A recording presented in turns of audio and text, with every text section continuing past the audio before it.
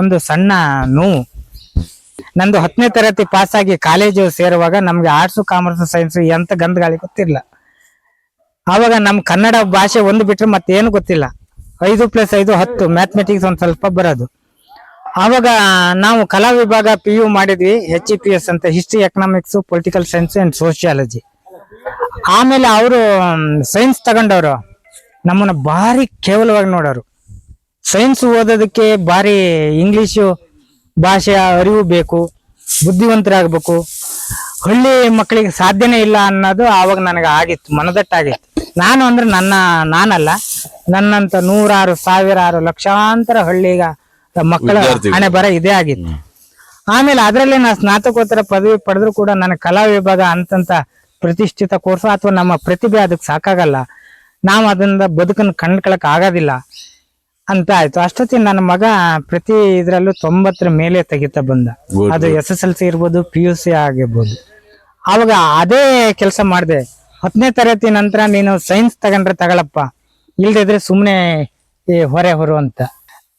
ಅವಾಗ ಅವ್ನು ಸೈನ್ಸ್ ಅವ್ನು ತಗೊಂಡ. ಕಾಲೇಜಲ್ಲೂ ಕೂಡ ಇದೆ, ಫಿಸಿಕ್ಸ್ ಕಾಲೇಜಲ್ಲಿ ಅವ್ನು PUC ಮಾಡಿದ್ದು.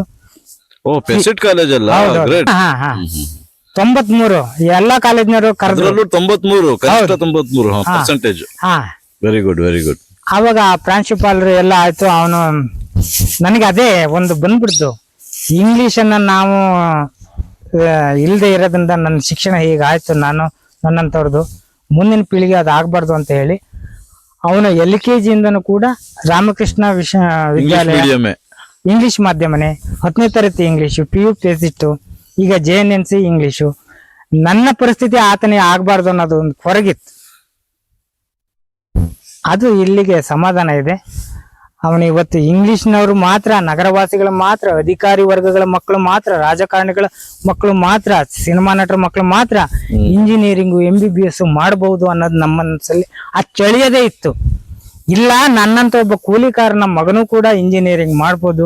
ನೀಟ್ ಎಕ್ಸಾಮ್ ಬರ್ದ, ಅಲ್ಲ ನೀಟ್ ಎಕ್ಸಾಮ್ ಬರ್ದ, ಅದಕ್ಕೆ ಸಾಕಾಗುವಷ್ಟು ಅಂಕಗಳು ಬರ್ಲಿಲ್ಲ. ನನ್ನಂತ ಸಾಮಾನ್ಯ ಒಬ್ಬ ಕೂಲಿಕಾರನ ಮಗನೂ ಕೂಡ ಇದನ್ನ ಮಾಡಬಹುದು ಅನ್ನೋದನ್ನ ಇವತ್ತು ಅವನು EEE ಕೋರ್ಸ್ ಇಂಜಿನಿಯರಿಂಗ್ ಮಾಡ್ತಾ ಇದ್ದಾನೆ. ಅವನ ಪ್ರತಿಭೆ, ನನ್ನ ಸಹಕಾರ ಎರಡೂ ಸೇರಿ ಇವರೆಲ್ಲರ ಕೃಪೆಯಿಂದ ಎಲ್ಲರ ಮಕ್ಕಳು ಮೇಲ್ ಬರಬೇಕು ಅನ್ನೋದೇ ನನ್ನ ಅಭಿಲಾಷೆ. ಇದು ಒಂದು ಬಹಳ ನೋವು.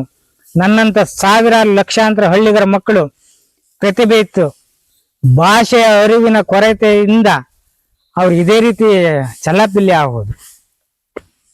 ಇಷ್ಟು ಹೇಳಿ ನನ್ನ ಮಾತನ್ನ ಮುಗಿಸ್ತೀನಿ. ಜೈ ಹಿಂದ್, ಜೈ ಕರ್ನಾಟಕ.